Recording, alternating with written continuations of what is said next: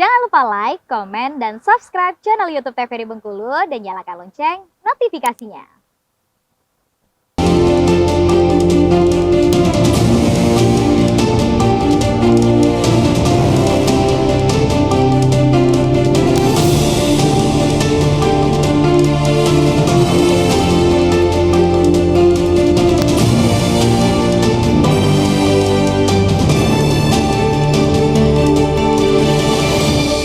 Ya, terima kasih pemirsa TVRI Bengkulu. Anda kembali menyaksikan program acara Berendo bersama saya Afriko Zuhri. Dan tentu masih dalam tema yang sama, kali ini kita membahas tema Mahkamah Konstitusi memperbolehkan kampanye di sekolah. Dan tentunya dengan narasumber yang hadir kali ini sudah ada Pak Sutampri dan juga Pak Elfahmi Lubis. Nah, kalau kita bicara tadi terkait dengan Mahkamah Konstitusi yang sudah memutuskan gitu ya untuk bisa dilakukan kampanye di lembaga pendidikan dan juga lembaga pemerintahan. Dan hingga saat ini kita masih menunggu bagaimana dari KPU sendiri dengan rincian dan lain sebagainya. Nah, sebetulnya kalau kita bicara soal dampaknya ini, apa sih sebetulnya bisa menjadi dampak dari adanya kampanye di sekolah? Mungkin kalau dari Pak Fahmi seperti itu. Oke, sebelum saya menjawab itu, saya ingin meneruskan tadi yang terpotong. Kenapa ada sedikit problem ketika kampanye di sekolah, terutama di pendidikan menengah. Karena yang pertama itu tadi persoalan objeknya. Kan kalau dalam konteks di sekolah kan yang menjadi objek nanti adalah siswa. Nah, siswa itu sendiri kan di sekolah menengah itu masih banyak yang belum memenuhi syarat sebagai pemilih. Sementara di Undang-Undang Pemilu itu disebutkan melarang peserta pemilu, partai politik untuk melakukan kampanye kepada orang yang belum memiliki hak pilih. Ini ada problem nanti. Karena kalau udah kampanye di sekolah itu kita nggak bisa lagi mendeteksi apakah orang ini siswa ini sudah punya hak pilih atau belum. Itu yang pertama. Yang kedua kan tadi kan terkait izin, harus mendapat izin dari penanggung jawab tempat pendidikan. Nah, kita tahu sendiri terkait dengan apa itu sekolah, itu ada kewenangan konkuren namanya. Kewenangan konkuren itu adalah kewenangan pemerintah pusat yang diberikan sepenuhnya kepada pemerintah daerah. Jadi kalau kita lihat sekarang penanggung jawab sekolah menengah itu adalah gubernur, pemerintah provinsi. Kalau pendidikan dasar itu adalah pemerintah kota dan kabupaten. Nah, sekarang pertanyaannya siapa yang punya otoritas memberikan izin ketika ada peserta pemilu dan partai politik yang akan kampanye di tempat pendidikan? Apakah kepala sekolahnya?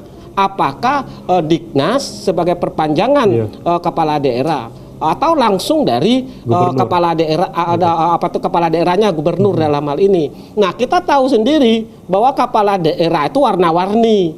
Dan kalau untuk di konteks Bengkulu itu hampir seluruh kepala daerah itu adalah ketua partai politik. Nah, takutnya nanti karena yang mengajukan izin untuk kampanye di sekolah itu bukan partai dia, maka nanti tidak disuruh tidak diizinkan. Tapi kalau partai dia misalnya diizinkan, misalnya ketika mengajukan, ini problemnya. Oleh sebab itu sekarang KPU sedang uji publik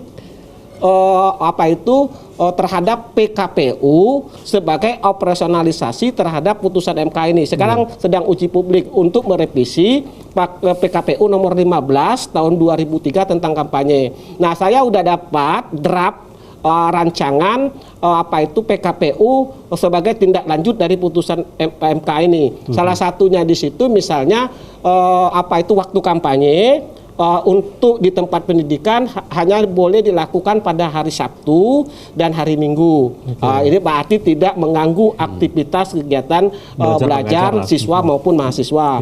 Lalu disebutkan di sana metode yang bisa digunakan untuk kampanye di tempat pendidikan hanya dua di draft peraturan PKPU ini. Yang pertama adalah pertemuan tatap muka dan yang kedua adalah pertemuan terbatas dan sifatnya dialogis.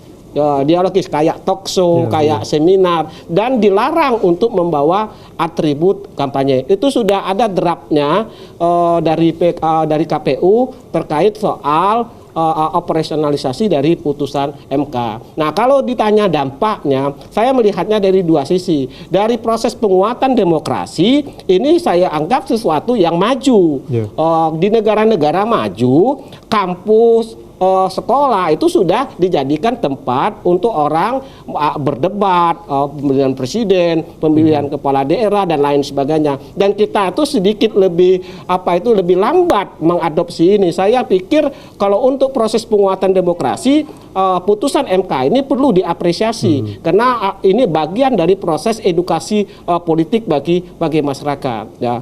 Nah, sekarang tuh tinggal problemnya adalah pengaturan teknisnya, pengaturan teknis sehingga nanti dalam proses implementasi putusan MK ini tidak menimbulkan persoalan di tingkat bawah. Misalnya sekolah nanti bingung kalau tidak ditunjuk siapa. Misalnya penanggung jawab.